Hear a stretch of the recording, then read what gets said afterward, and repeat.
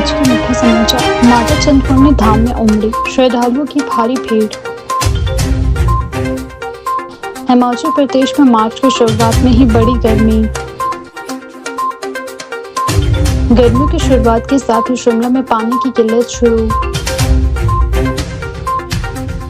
Himachal Pradesh pensioner student front की बैठक शुरू। ऊना में बड़ा शैक्षणिक बदलाव। गेटी थिएटर में आयोजित हुआ स्टेट लेवल विकसित भारत यूथ पार्लियामेंट 2026। संजौली में अंतर्राष्ट्रीय महिला दिवस पर नशा मुक्त हिमाचल का संदेश। दौलतपुर चौक में वन विभाग की बड़ी कार्यवाही। अब समाचार विस्तार से। जिला ऊना में शिक्षा व्यवस्था में एक महत्वपूर्ण बदलाव करते हुए कन्या विद्यालय को अब सह शिक्षा विद्यालय में परिवर्तित कर दिया गया है। राज्य सरकार के इस फैसले के बाद क्षेत्र में शिक्षा को लेकर नई चर्चा शुरू हो गई है। इस निर्णय पर अध्यापकों, अभिभावकों और स्थानीय नागरिकों की मिलीजुली लेकिन सकारात्मक प्रतिक्रिया सामने आई है। विद्यालय प्रबंधन और अभिभावकों ने सरकार के इस कदम को बेहतर अच्छा निर्णय बताते हुए इसका स्वागत किया। उनका कहना है कि बदलते समय के साथ शिक्षा व्यवस्था में सुधार और संतुलन आवश्यक है और सह शिक्षा प्रणाली से छात्रों को बेहतर वातावरण मिलेगा। अभिभावकों ने कहा कि सरकार द्वारा सीबीएसई बोर्ड लागू करने का निर्णय भी सराहनीय है। उन्होंने बताया कि पहले वे अपने बच्चों को शिक्षा ग्रहण करने के लिए बाहर भेजते थे, लेकिन अब स्थानीय स्तर पर ही गुणवत्तापूर्ण शिक्षा उपलब्ध होने से उन्हें बड़ी राहत मिलेगी। अध्यापकों ने जानकारी दी कि सरकार ने संतुलित व्यवस्था अपनाते हुए Himachal Pradesh board HP board को भी जारी रखा है। उन्होंने कहा कि यह निर्णय विद्यार्थियों और अभिभावकों की विधिवत आवश्यकताओं को ध्यान में रखते हुए लिया गया है। बताया गया है कि गर्ल्स स्कूल को एचपी बोर्ड के अंतर्गत रखा गया है, जबकि बॉयज स्कूल को सीबीएसई बोर्ड से जोड़ा गया है। अब सह शिक्षा प्रणाली लागू होने के साथ दोनों व्यवस्थाओं का समन्वय किया जाएगा। शिक्षकों का मानना है कि इससे छात्रों को राष्ट्रीय स्तर की प्रतिभा के लिए बेहतर अवसर मिलेंगे। वहीं राज्य बोर्ड से जुड़े विद्यार्थियों को भी अपनी पढ़ाई निर्बाध रूप से जारी रखने का मौका मिलेगा। विद्यालय के अध्यापकों का कहना है कि सह शिक्षा प्रणाली से छात्रों के व्यक्तित्व विकास में मदद मिलेगी। लड़के और लड़कियां एक साथ पढ़ाई करेंगे तो उनमें सहयोग, समझ और प्रतिस्पर्धा की स्वस्थ भावना विकसित होगी।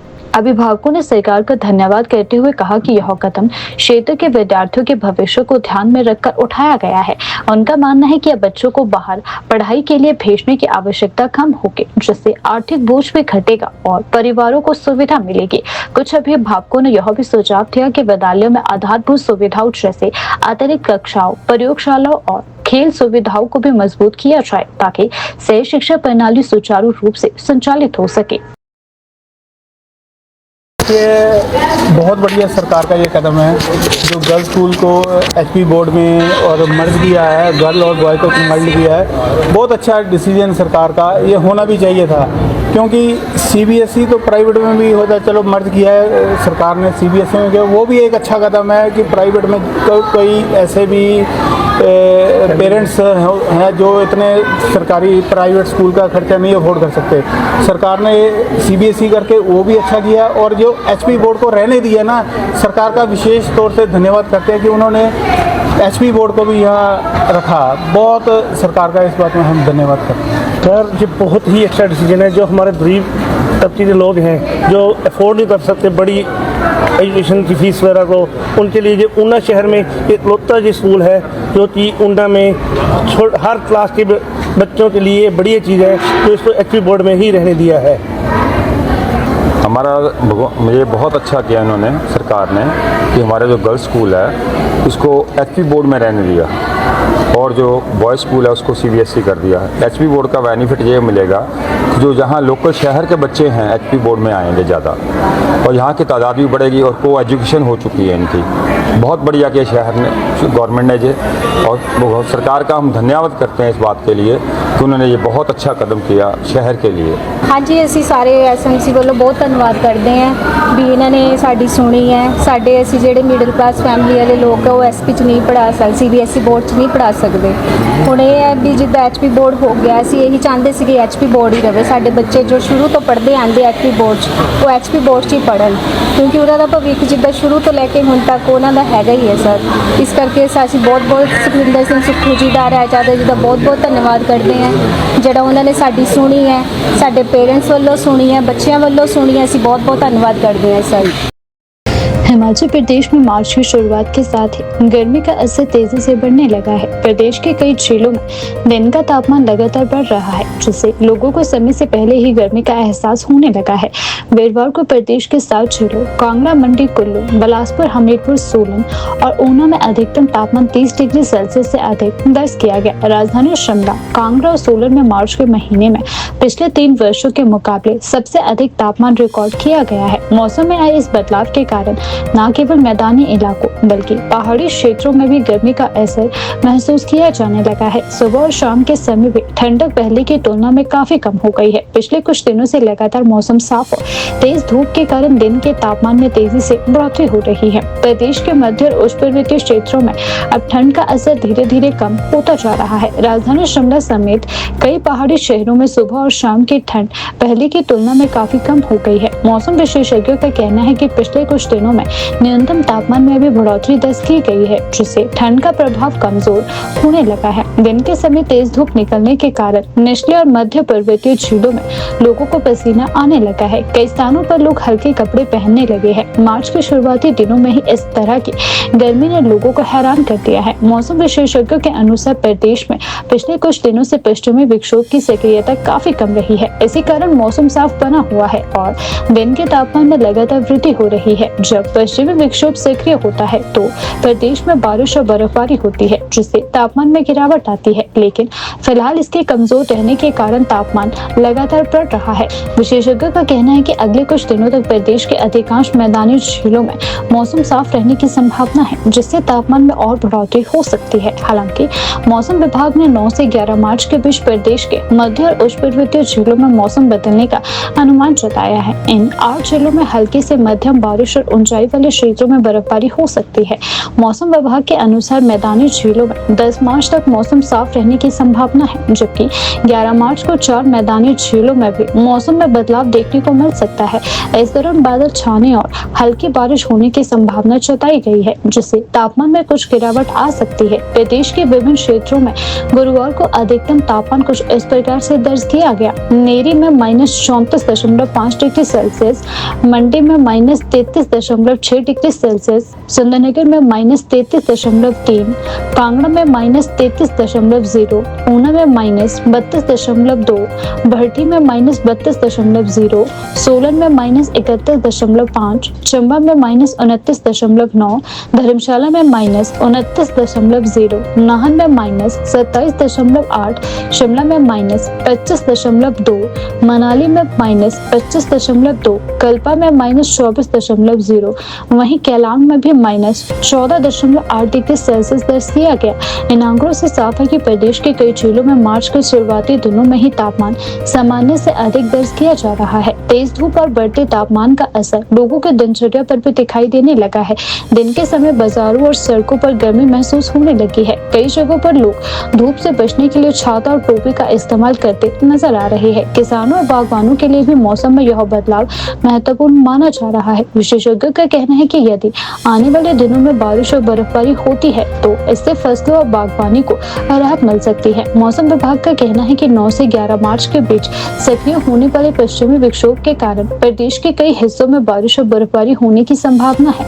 इससे तापमान में गिरावट आ सकती है और लोगों को गर्मी से कुछ राहत भी मिल सकती है। फिलहाल प्रदेश में साफ मौसम और तेज धूप के कारण गर्मी का असर लगातार बढ़ता जा रहा है। मौसम विशेषज्ञों का मानना है कि यदि इसी तरह मौसम साफ रहा तो मार्च के दूसरे सप्ताह में तापमान और बढ़ सकता है। देवी देवताओं की भूमि माने जाने वाले हिमाचल प्रदेश के कोने कोने में अनेक प्रसिद्ध तीर्थ स्थल स्थित है, जहां वर्ष भर श्रद्धालुओं का आना जाना लगा रहता है। इन्हीं प्रमुख धार्मिक स्थलों में से एक ऊना जिले में स्थित मां चिंतपूर्णी का प्रसिद्ध धाम, जिसका अपना विशिष्ट आध्यात्मिक और ऐतिहासिक महत्व है। चिंतपूर्णी नाम का अर्थ है चिंता को दूर करने वाली देवी, और ऐसे विश्वास के साथ देश भर से श्रद्धालु यहाँ मत्था टेकने के लिए पहुँचते हैं। वहीं आज सुबह से ही मंदिर परिसर और आसपास के क्षेत्रों में श्रद्धालुओं की भारी भीड़ देखने को मिली। दूर दराज से आए भक्तजन माता चिंतपूर्णी के दर्शन के लिए कतारों में खड़े नजर आए। प्रशासन और पुलिस प्रबंधन की ओर से भीड़ को नियंत्रित करने तथा दर्शन व्यवस्था सुचारू बनाए रखने के लिए विशेष इंतजाम किए गए। स्थानीय व्यापारियों और धर्मशालाओं में भी चहल पहल देखने को मिली, जिससे पूरे क्षेत्र में धार्मिक उत्साह का माहौल बन गया। चिंतपूर्णी धाम में वर्ष में 3 बार बड़े मेले आयोजित भी किए जाते हैं, जिसमें हजारों की संख्या में श्रद्धालु भाग लेते हैं। यहाँ बस अड्डे के निकट तथा मंदिर के आसपास अनेक धर्मशालाएं उपलब्ध ही है। लोक मान्यताओं के अनुसार इस पवित्र स्थान की खोज 14वीं शताब्दी में मां दुर्गा के परम भक्त माईदास द्वारा की गई। माईदास का जन्म तत्कालीन पटियाला रियासत के अठौर गांव में बताया जाता है। उनके 2 बड़े भाई दुर्गादास और देवीदास थे, जबकि माईदास अपना अधिकांश समय पूजा पाठ और भक्ति में व्यतीत करते थे। कथाओं के अनुसार परिवार से अलग होने के बाद उन्होंने अपनी साधना जारी रखी। एक बार ससुराल जाते समय वह एक वट वृक्ष के नीचे विश्राम करने बैठे, जहां उन्हें स्वप्न में दिव्य कन्या के दर्शन हुए। देवी ने उन्हें निर्देश दिया कि उस स्थान पर उनकी पिंड स्थापित कर पूजा करें। बाद में उस स्थल पर उन्हें देवी दुर्गा के दर्शन हुए और उन्होंने वहां आराधना प्रारंभ कर दी। मान्यता है कि देवी ने उन्हें वरदान दिया कि जहां वे शिला हटाएंगे वहां से जल निकलेगा, जिससे वे पूजा कर सकेंगे। कहा जाता है कि आज भी मंदिर परिसर में वह शिला सुरक्षित है और जिस स्थान से जल निकला था वहां एक पवित्र तालाब मौजूद है, जिसका जल पूजा में प्रयोग किया जाता है। वर्तमान में उसी वट वृक्ष के नीचे भव्य मंदिर स्थापित है, जो श्रद्धा का प्रमुख केंद्र बन चुका है। मंदिर का प्रबंधन 12 जून 1987 से राज्य सरकार के नियंत्रण में संचालित किया जा रहा है। प्रबंधन समिति और प्रशासन द्वारा दर्शन व्यवस्था, सुरक्षा, सफाई और अन्य सुविधाओं पर विशेष ध्यान दिया जाता है, ताकि श्रद्धालुओं को किसी भी प्रकार की असुविधा न हो। आज सुबह से ही बड़ी संख्या में भक्त मंदिर पहुंचने लगे। कई श्रद्धालुओं ने माता के दर्शन कर परिवार के सुख समृद्धि की कामना की। वहीं कुछ ने इसे जीवन की विशेष मनोकामना पूर्ण होने के बाद धन्यवाद स्वरूप यात्रा बताया। मंदिर परिसर में भक्ति गीतों और जयकारों से वातावरण भक्तिमय बना रहा। धार्मिक और सांस्कृतिक दृष्टि से यह स्थल न केवल आस्था का केंद्र है, बल्कि क्षेत्र की सामाजिक आर्थिक गतिविधियों को भी गति प्रदान करता है। स्थानीय लोगों का मानना है कि श्रद्धालुओं की बढ़ती संख्या क्षेत्रीय पर्यटन और व्यापार को भी बढ़ावा देती है। चिंतपूर्णी धाम सदियों से श्रद्धालुओं के विश्वास का प्रतीक बना हुआ है। इतिहास, पौराणिक परंपराओं और वर्तमान धार्मिक गतिविधियों का संगम इसे हिमाचल प्रदेश के प्रमुख तीर्थ स्थलों में विशेष स्थान दिलाता है। बढ़ती श्रद्धालु संख्या इस बात का संकेत है कि आस्था और परंपरा की यह धारा भविष्य में भी निरंतर बढ़ती रहेगी।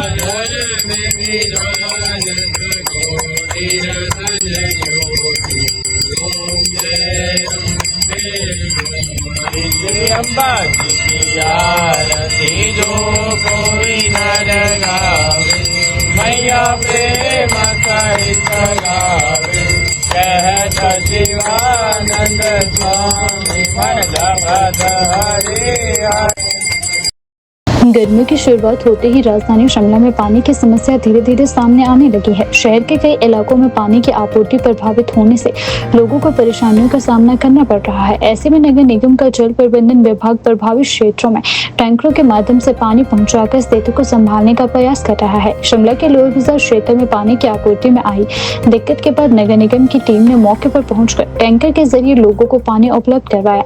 जल प्रबंधन विभाग के कर्मचारियों ने बताया कि जैसे ही किसी क्षेत्र में पानी की कमी की सूचना मिलती है, नगर निगम तुरंत टैंकर भेजकर पानी की सप्लाई सुनिश्चित कर रहा है। अधिकारियों ने बताया कि पिछले कुछ दिनों से शिमला के प्रमुख पर्यटन स्थल मॉल रोड क्षेत्र में चल रहा डक परियोजना का निर्माण कार्य तेजी से किया जा रहा है। इस परियोजना के तहत भूमिगत ढांचे का निर्माण किया जा रहा है, जिसके कारण कुछ स्थानों पर पाइपलाइन की सप्लाई अस्थायी रूप से प्रभावित हो रही है। जल प्रबंधन विभाग के अधिकारियों ने बताया कि मॉल रोड और आसपास के कुछ इलाकों में डक परियोजना के चलते कभी कभी पानी की सप्लाई 2 से 3 दिन के अंतराल से पहुंच रही है। इस वजह से स्थानीय लोगों को असुविधा हो रही है, लेकिन नगर निगम लगातार स्थिति पर नजर बनाए हुए हैं। उन्होंने कहा कि जैसे ही किसी जगह से पानी की मांग आती है, उसी के अनुसार टैंकर भेजकर लोगों तक पानी पहुंचाया जा रहा है, ताकि किसी को कोई ज्यादा परेशानी न हो। नगर निगम की टीमें लगातार विभिन्न क्षेत्रों में निगरानी कर रही है और जरूरत के अनुसार पानी की आपूर्ति की जा रही है। स्थानीय लोगों का कहना है कि गर्मियों की शुरुआत के साथ ही पानी की समस्या सामने आने लगी है। यदि समय रहते स्थायी समाधान नहीं किया गया तो आने वाले महीनों में समस्या और बढ़ सकती है। लोगों ने नगर निगम से मांग की है कि पानी की नियमित आपूर्ति सुनिश्चित करने के लिए बेहतर प्रबंध किए जाए। नमस्कार मैम, मैं सुंदर सिंह बात कर रहा हूँ एज ए ड्राइवर का। ये मैम जैसे कि अब थर्ड डे किसी को प्रॉब्लम आ रही है पानी की दिक्कत, तो उनको पानी बड़े अधिकारियों से अप्रूवल देके हम उनको पानी देते हैं। उनको पता है कि काम चला हुआ है, उसमें कुछ पाइपलाइनें टूटी है तो उनको रिपेयर का काम चला हुआ है, तो उनको जैसे पानी नहीं जा रहा तो उनको पानी दिया जाता है। मैम ऐसा तो जैसे जैसे जिनको पानी जा रहा है तो ऐसा तो कोई पेमेंट बेसिस तो है ही किया हुआ वैसे गवर्नमेंट ने, तो वैसे पेमेंट पे ही जाएगा अगर किसी को दिक्कत आ रही है। नहीं, जिनको भी नहीं दे रहे हैं, जैसे कि हमारे जैसे किसी को पानी जा रहा है और उसकी कुछ प्रॉब्लम है, उसके कुछ अपनी प्रॉब्लम से उसको पानी की पे करना पड़ेगा। मैम ये तो अभी जैसे आजकल जिनको प्रॉब्लम है, अभी फर्स्ट डिमांड आई है आज के दिन। मैं 2000 शॉप में हूँ बैजनाथ। जब भी कोई डिमांड इनको बेचारों को आती है तो ये अपना पानी का टैंक लेके यहाँ तक पहुँच जाते हैं। जिसका भी मतलब को संदेश आए तो ये पहुँच जाते हैं बेचारे। उनका यही है तो हम घर घर में पानी पहुँचाएँ। अभी तो ठीक ही है, कभी ज़्यादा मार नहीं पड़ी है, पर आगे आने वाले समय में जो ये चल रही किल्लत ये बढ़ती जाए। गर्मियाँ शुरू हो गई है और आगे दिन प्रतिदिन ये बढ़ता ही जाएगा। काम बारिश नहीं हुई तो मुसीबत है।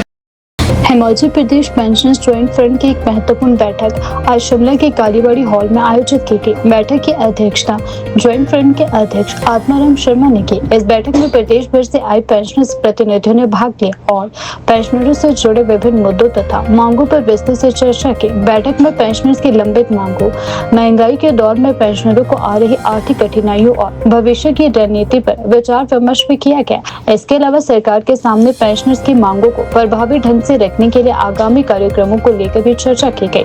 बैठक में मुख्यमंत्री के प्रधान मीडिया सलाहकार नरेश चौहान मुख्य अतिथि के तौर पर मौजूद रहे। उन्होंने पेंशनर्स प्रतिनिधियों से बातचीत की और उनकी समस्याओं को सुना। इस दौरान ज्वाइंट फ्रंट के अध्यक्ष आत्माराम शर्मा ने कहा कि प्रदेश में पेंशनरों की वर्तमान स्थिति के लिए पूर्व भाजपा सरकार और उस समय के मुख्यमंत्री जयराम ठाकुर को जिम्मेदार ठहराया। उन्होंने कहा कि पिछली सरकार के समय में कई फैसले लिए गए जिसका असर आज भी पेंशनरों पर पड़ रहा है। आत्माराम शर्मा ने कहा कि वर्तमान समय में प्रदेश में जेसीसी का गठन अभी तक नहीं हुआ है, जिसके कारण पेंशनरों के मुद्दों को व्यवस्थित तरीके से उठाने में दिक्कत आ रही है। उन्होंने कहा कि पेंशनर्स के कई महत्वपूर्ण मांगे लंबे समय से लंबित है और उन्हें जल्द पूरा किया जाना चाहिए। उन्होंने बजट का जिक्र करते हुए कहा कि यदि सरकार बजट सीमाओं के कारण पेंशनर्स की मांगों को पूरा नहीं कर पा रही है तो इस दिशा में केंद्र सरकार को भी अपनी जिम्मेदारी निभानी चाहिए। उन्होंने कहा कि पेंशनर्स ने वर्षों तक सरकारी सेवाएं दी है और उन्हें सम्मानजनक जीवन जीने के लिए जरूरी सुविधाएं मिलनी चाहिए। बैठक के दौरान पेंशनर्स ने सरकार से कई मांगे उठाई, जिसमें पेंशन से जुड़े लंबित वित्तीय लाभों को जारी करना, महंगाई राहत, डीए की बकाया किश्तों का भुगतान और स्वास्थ्य सुविधाओं में सुधार शामिल है। प्रतिनिधि ने कहा कि पेंशनर्स की समस्याओं का समाधान जल्द किया जाना चाहिए ताकि उन्हें राहत मिल सके। है कि 17 दिसंबर को ऑल इंडिया लेवल पे पेंशनर डे होता है। 17 दिसंबर को हमारा भी जो पेंशनर डे था वो गुमारिम में हुआ था। माननीय मुख्यमंत्री ने उसमें शिरकत की थी और जो पेंशनर की विभिन्न मुद्दे थे उनके जो हमने उनके सामने वहाँ टेबल पे रखे। इसके बाद रही बात जो पेंशनर्स का है, आप भली भांति जानते हैं कि पे स्केल जो होता है हमेशा 10 साल बाद आता है। जो हमारा पिछला ये 7th पे कमीशन था सेंट्रल गवर्नमेंट का और पंजाब का 6th पे कमीशन था, इसकी रिपोर्ट जो है एम्प्लॉइज़ को जितने भी हमारे हिमाचल प्रदेश के सरकार के तकरीबन 2 लाख के तकरीब पेंशनर है और इतने ही एम्प्लॉय है, इन सब को जो ये 6th पे कमीशन था पंजाब गवर्नमेंट का, क्योंकि हिमाचल प्रदेश गवर्नमेंट जो है पंजाब गवर्नमेंट ही का जो पे स्केल होता है उसको अक्षरशः लागू करती है। तो अभी तक 2022 से लेकर मैं बात करूं, 2022 में तत्कालीन मुख्यमंत्री के सामने हमने बोला, उस टाइम तत्कालीन मुख्यमंत्री ने सिर्फ हमारे को एक घोषणा की कि पेंशनर को जो है 50,000 रुपया जो है वो मिलेगा इस स्केल का। अदरवाइज होता तो ये जो भी गवर्नमेंट पावर में होती है। मैं अपनी बात कहूँ 2086 का स्केल आया, 96 का आया, 6 का आया और 16 का आया। ये सब स्केल हमने देखे। जब जब भी ये स्केल आया, जो भी गवर्नमेंट थी, तत्कालीन मुख्यमंत्री ने ये एक नोटिफिकेशन की, वो भी 31 जुलाई को जो हमारी जेसीसी की मीटिंग हुई थी, उसमें उन्होंने बोला था कि मैं 20% ये दे रहा हूं, और उसमें भी एक राइडर लगाया था कि ये सिर्फ आपको 50,000 मिलेगा, उससे ज्यादा। तो तब से लेकर अब तक, जब सिंगटा जी आपने भली भांति जानते हैं, पिछली गवर्नमेंट ने 10,000 करोड़ की लायबिलिटी एम्प्लॉइज की और पेंशनर की इस गवर्नमेंट के ऊपर छोड़ी थी। अलावा जो हमारा सबसे बड़ा वर्ग जो घोषणा की थी कि आने वाले बजट में मैं इसका प्रोविजन करूंगा, पर हमें पूरी उम्मीद है और आपके माध्यम से भी हम ये माननीय मुख्यमंत्री से ये गुहार करते हैं कि अगला जो बजट है, आने वाला बजट है, आपके अधिकारी है, अगर इस तरह की बातें वो आप करते हैं तो हमारे जो प्रदेश के पेंशनर है, हर ब्लॉक लेवल में, हर डिस्ट्रिक्ट लेवल में इस तरह का जो अधिकारी नीचे जो बात करेगा उनका घेराव किया जाएगा। जबकि ऑर्डर बड़े क्लियर है और अभी दोबारा से फाइनेंस से भी ऑर्डर आए हैं और डीडीओ को, जितने भी डीडीओ है या ट्रेजरी अधिकारी को बोला गया कि वो जो है उनकी अदायगी की जाएगी। आप लोगों के माध्यम से हमारा एक ही जो माननीय मुख्यमंत्री से अनुरोध है, 2016 और 22 के बीच के जो पेंशनर है उनको आने वाले बजट में ये प्रोविजन किया जाए, और जो आने वाला ये बजट है उसमें इनकी जो ड्यू है आपके पास वो दिया जाए। इसके अलावा डीए की 13% किस्तें जो है अभी हमारी ड्यू है, उसके देने की भी आप आगे जो बजट में है वो घोषणा करें, और जो पिछला भी डीए का एरियर है उसको भी आप देने की इसमें प्रोविजन रखें। यही बात मैं आप लोगों के माध्यम से कहना चाहता हूँ। जहाँ तक लड़ने की बात है, इस उम्र में आपने बोला, पर वो कुछ एक लोग हैं, कोई भी संस्था वो कॉन्स्टिट्यूशन के हिसाब से चलती है। हमारा जो ये पेंशनर वेलफेयर एसोसिएशन है, जिन्होंने बनाया वो भारतीय जो ये प्रशासनिक सेवा के इसके अधिकारी रिटायर थे, उसका कॉन्स्टिट्यूशन बनाया और वो कॉन्स्टिट्यूशन जो है रजिस्टर्ड कराया। इसके हमेशा 3 साल और उसके बाद वो बोलते हैं कि हम असली पेंशनर है। जहां तक बात है, आपने बोला आपस में लड़ते रहेंगे मुद्दे, सबको राइट है अपने एसोसिएशन बनाने का, पर जो ये हमारा एसोसिएशन है 2006 से लेकर, उससे पहले से लेकर, जब भी गवर्नमेंट के साथ कोई भी नेगोशिएशन होती है, बातचीत होती है, जेसीसी की मीटिंग होती है, हमारे एसोसिएशन के साथ ही हुई है, आगे भी वैसे ही होगी। अगर कुछ लोग जो है जो कि हारे हुए लोग थे, मैं ये कहना चाहता हूँ, फिर जो उससे पहले के इलेक्शन हुए थे, वो दोनों लोग जो है अब इसके कार्यकर्ता जो कर्णधार बने हैं, एक पॉलिटिकल पार्टी के इशारे पर वो श्रीनगर लगी हुई है। तो जो क्लॉज है इसमें सबसे पहले क्लॉज ये होता है कि इसमें एम्प्लॉइज की और पेंशनर की पेंशन कम होती है। वो जो लोग हैं एम्प्लॉइज के और पेंशनर की जो बात कर रहे हैं, अगर फाइनेंशियल इमरजेंसी लगेगी तो सैलरी और कम होगी। वो क्या बात बोल रहे हैं कि एक तरफ वो गवर्नर के पास जा रहे हैं कि फाइनेंशियल इमरजेंसी लगाओ, और दूसरी तरफ बोल रहे हैं कि हम धरना प्रदर्शन करेंगे, आगे कम होती है। ये कॉन्स्टिट्यूशन में प्रोविजन है। तो इस तरह की बातें करना, जो ये लोग हैं वो पेंशनर हित की बात नहीं कर रहे, थोड़े से लोग हैं। आप सिंगटा जी, मैं पर्टिकुलरली आपको कहना चाहता हूं कि अभी इनका जो है भाजपा पूर्व कर्मचारी का एक जो फ्रंट बना है, और उसके जो ये कर्णधार है जो बने हैं, ये जो आ रही है, जितने भी ये लोग हैं सारे के सारे, मैं यहां से बोलता हूं, हमारे में शामिल है। उसमें बीजेपी के भी हो सकते हैं, क्योंकि हमारे ऊपर सीसीएस रूल नहीं लगता। कम्युनिस्ट भी हो सकते हैं, कांग्रेसी भी हो सकते हैं, पर हम इसमें हम ये बातें नहीं करते हैं जो इस तरह की बात ये लोग आप जो बोल रहे हैं। मेरी विचारधारा जो मर्जी होगी, मैं पिट्ठू होगा, पर हमारा एक जो है शुरू से लेकर ये रहा, जो भी गवर्नमेंट आएगी उनसे बात तो करनी है। अगर हम माननीय मुख्यमंत्री से बात करते हैं, हम मंत्री से बात करते, तो किससे बात करें? अब क्या हम जयराम के बात करें ना, बात उनके कहने से? जब जयराम जी पावर में थे तब तो बात नहीं करते थे, अभी विधानसभा के बाहर तख्ती खड़ी करके बोलते कि पेंशन से अन्याय हो रहा है। उस टाइम जयराम जी के पास डबल इंजन की सरकार थी और उस टाइम सेंटर से उनको 60-70 हजार करोड़ मिला।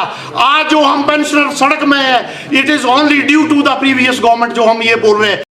राजधानी शिमला के ऐतिहासिक गेटी थिएटर में स्टेट लेवल विकसित भारत यूथ पार्लियामेंट 2026 के तहत एक विशेष कार्यक्रम का आयोजन किया गया। इस कार्यक्रम का उद्देश्य विदेश के युवाओं को लोकतांत्रिक प्रक्रियाओं से जोड़ना और उन्हें अपने विचार व्यक्त करने के लिए मंच प्रदान करना था। इस अवसर पर हिमाचल प्रदेश के विभिन्न जगहों से आए युवाओं ने भाग लिया और देश के विकास, युवाओं की भूमिका तथा भविष्य की नीतियों को लेकर अपने विचार भी प्रस्तुत किए गए। कार्यक्रम में युवाओं को संसद की कार्यप्रणाली और नीति के निर्माण की प्रक्रिया के बारे में भी जानकारी दी गई।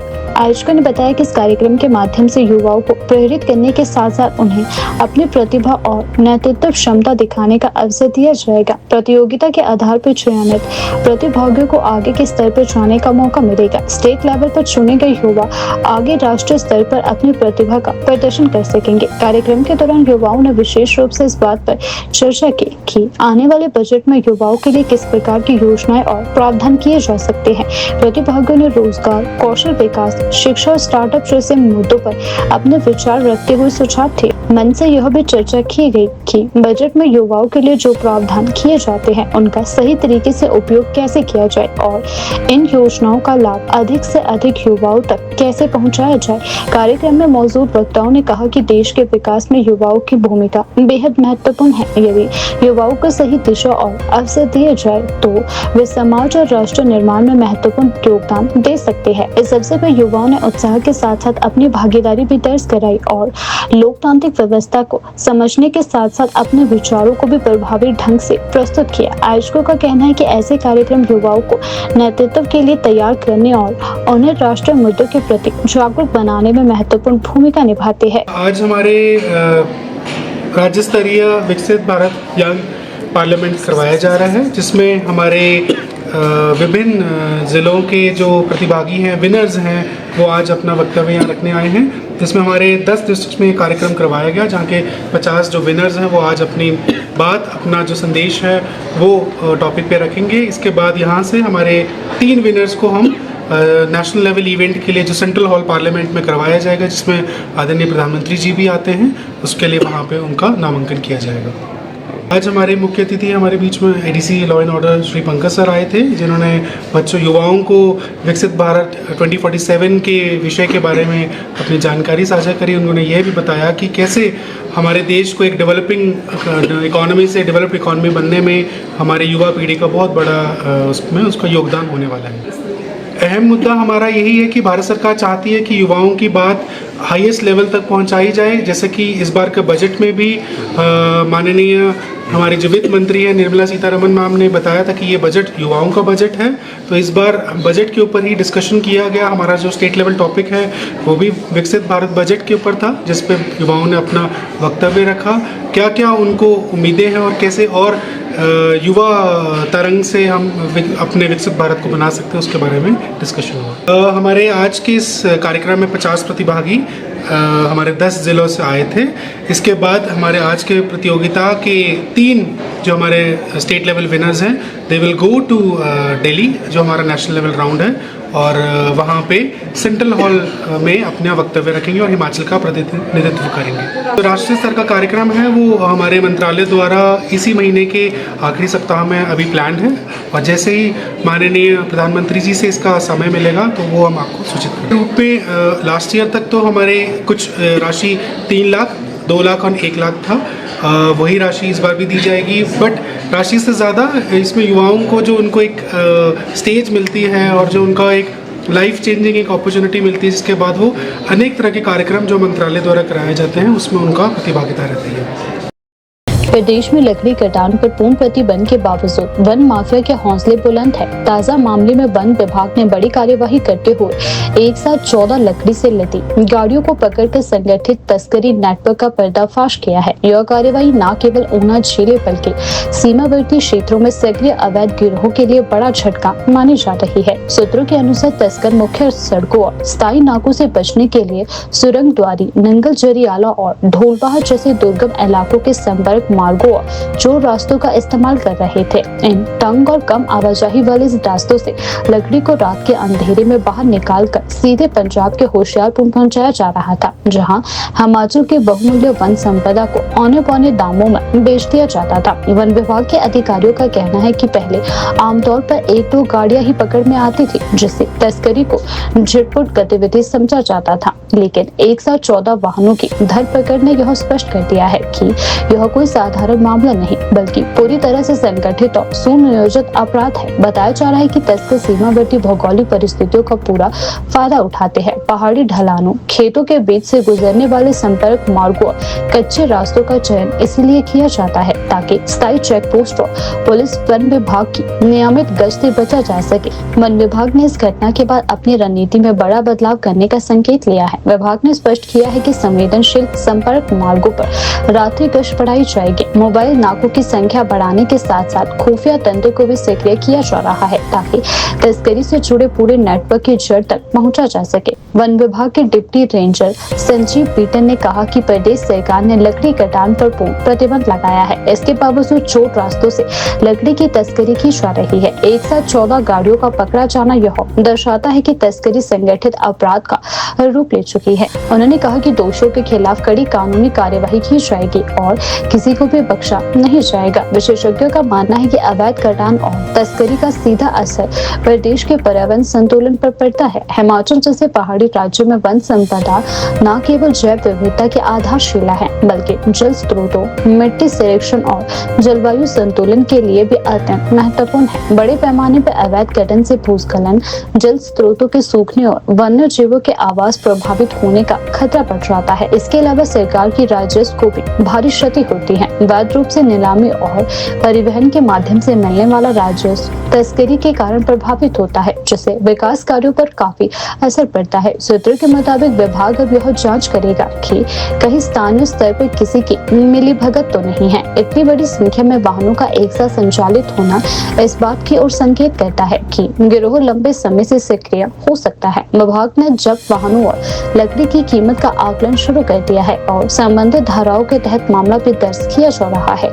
इस कार्यवाही के बाद ऊना और पंजाब सीमा से सटे अन्य क्षेत्रों में अलर्ट जारी कर दिया गया है। वन विभाग और पुलिस के बीच समन्वय बढ़ाया जा रहा है ताकि राज्य की सीमाओं से बाहर अवैध परिवहन को रोका जा सके। अधिकारियों का मानना है कि यह कार्यवाही भविष्य में वन माफिया के ठिकानों का भी पता लगाया जाएगा। वन विभाग की संयुक्त कार्यवाही ने स्पष्ट संदेश दिया है कि प्रदेश में अवैध कटान और तस्करी को किसी भी कीमत पर बर्दाश्त नहीं किया जाएगा। एक साथ 14 गाड़ियों की जब्ती को हाल के वर्षों में सबसे बड़ी कार्यवाही माना जा रहा है। अब देखने वाली बात यह होगी कि जांच में कितने नाम सामने आते हैं और इस संगठित नेटवर्क की जड़ें कितनी गहरी है। फिलहाल विभाग के इस सख्त कार्यवाही से वन माफिया में हड़कंप मचा हुआ है और सीमावर्ती क्षेत्रों में सुरक्षा व्यवस्था कड़ी कर दी गई है।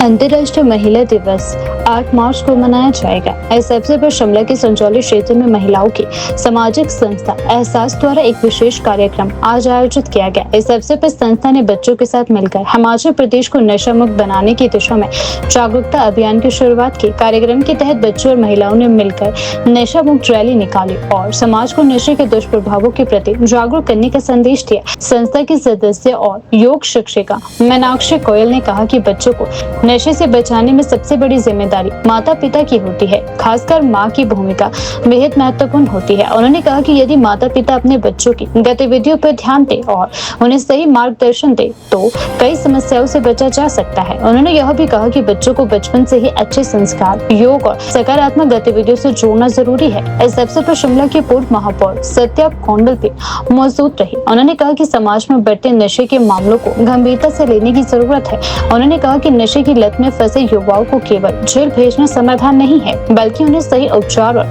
पुनर्वास की आवश्यकता रहती है। सत्या कौंडल ने प्रदेश सरकार से अपील करते हुए कहा कि हिमाचल में अधिक से अधिक नशा मुक्ति केंद्र स्थापित किए जाए ताकि नशे की गिरफ्त में आए युवाओं को सही इलाज और परामर्श मिल सके। उन्होंने कहा कि समाज, परिवार और सरकार को मिलकर इस समस्या से लड़ना होगा। ये जो एहसास संस्था है ये बहुत पुरानी संस्था है लेकिन बीच में थोड़ा इसमें कार्य कम हुआ किसी कारणवश, तो अब हमने इसको रीओपन किया है और आज हमने महिला दिवस के उपलक्ष्य पर, मौका भी अच्छा था तो सारी महिलाओं ने संजौली स्थान चुना है क्योंकि ये जैसे अभी हमें पूर्व मेयर रही हमारी सत्या दीदी ने बताया कि ये एक ऐसा संजौली स्थान है जो सर्वे में प्रथम आया था कि यहाँ पे बहुत ज़्यादा जो है नशे का बच्चे आदी हो गए और कारोबार भी बहुत ज़्यादा होता है। तो हमने इसीलिए ये जो स्थान चुना है, तो आज महिला दिवस के उपलक्ष्य पर वो ये स्थान चुना है। एंटी ड्रग्स हमने बच्चे भी बुलाए हैं, रैली भी निकाली है, बहुत 2-4 प्रोग्राम और भी रखे हैं। तो हमारा जो मकसद यही है, एहसास संस्था का, जो ये चिट्टा है और भी कई तरह के नशे हैं, उन पे हम जो है काम करेंगे। और युवा है, युवाओं को भी जोड़ेंगे संस्था से, उनको मौके देंगे, खेल के माध्यम से अनेकों तरह की उनके लिए प्रतियोगिता आयोजन करेंगे, उनको अपने साथ जोड़ेंगे और वो नशे से दूर रहे। और ये जो नशा है, ये कहीं ना कहीं महिला को ही इससे जो है बहुत नुकसान होता है। किसी का भाई है, किसी का बेटा है, किसी का पति है, तो घर ही खराब जो है महिला का होता है। तो हम सब ने मिलकर यही सोचा है, जो हम ये अंतर्राष्ट्रीय महिला दिवस के उपलक्ष्य पर हमने जो ये मुहिम चलाई है, ये रुकेगी नहीं, ये शिमला के हर क्षेत्र में जाएगी, हर वार्ड में जाएगी, और जहाँ जहाँ ज़्यादा एरिया जो फैक्ट है वहाँ पे हम ज़्यादा काम करेंगे, हर गली में, हर मोहल्ले में। हमारा उद्देश्य सिर्फ यही है, किसी को पताड़ना नहीं है, बहुत प्यार से, बहुत ही प्यार और स्नेह के साथ अपने बच्चों को जो है, युवा जो इसके गिरफ्त में आ गए, उनको बाहर निकालना है। और जो और हमारे युवा है, बेरोजगारी भी है एक कारण, तो उनको हम अपने साथ जोड़ेंगे, अनेक तरह का हो सके उनको कार्य भी देंगे और अपने साथ जोड़ के उनको खेल कूद में जो है हम उनको इस नशे से बाहर निकालेंगे। तो मैं सभी को, वैसे तो 8 मार्च को जो है अंतर्राष्ट्रीय महिला दिवस मनाते हैं, पर हमने पहले इसलिए रखा कि सारी महिलाएं जो है कहीं ना कहीं किसी न किसी संस्था से जुड़ी है, तो 8 मार्च को सभी का होता है, हमने इसीलिए पहले रखा। और हमारा जो मेन उद्देश्य यही था, एंटी ड्रग्स पर हमने एक छोटी सी बच्चों को बुलाया है। हमारे मुख्य अतिथि में आर्य समाज के कौशल्या वर्मा जी है, तो इन्होंने भी हमें मार्गदर्शन किया है, इन्होंने भी सहयोग किया है, और इन सभी का सहयोग से हम जो है ये नशे के ऊपर बहुत सारा कार्य करेंगे। बहुत सारी और भी जैसे संस्था कार्य करती है, महिलाओं के लिए भी है, युवाओं के लिए भी है। एक हमारा महिला विंग है, जिसकी हमारी अध्यक्षा उमा शर्मा जी है, वो अभी यहाँ नहीं है, शहर से बाहर है। तो और हमारा जो एक हमारा इसमें हमारे पुरुष भाई भी है और युवा भी है, तो ये एक मिक्स वाला है, एक हमारा महिला विंग है। तो और भी इसमें युवा को भी जोड़ेंगे, और भी आगे जैसे अनेकों संस्था काम करते हैं, हमारी भी ऐसे काम करते हैं महिलाओं के लिए भी। जो वैसे तो हम अंतर्राष्ट्रीय महिला दिवस मनाते हैं, बहुत हमारी महिलाएं जो हमारे मतलब कि पूरे विश्व में है, बहुत सारी उन्होंने उपलब्धियां हासिल की है, लेकिन अभी भी एक वर्ग ऐसा है जो कि अभी भी महिलाएं दबा अपने आप को महसूस करती है। तो हम उन तक पहुंच पाए, उनकी आवाज बनकर, उनका किसी भी तरह से हम उनका सहयोग कर पाए, तो हम अपने आप को, हमारी संस्था के सभी सदस्य और हम सौभाग्यशाली समझेंगे कि हम उनको भी अपने साथ जोड़ पाए और वो भी समाज के साथ चले। Self Mrs Kaushalya Verma, principal Arya girls senior secondary school. Ma'am, पहले तो मैं आपके चैनल का स्वागत करती हूँ।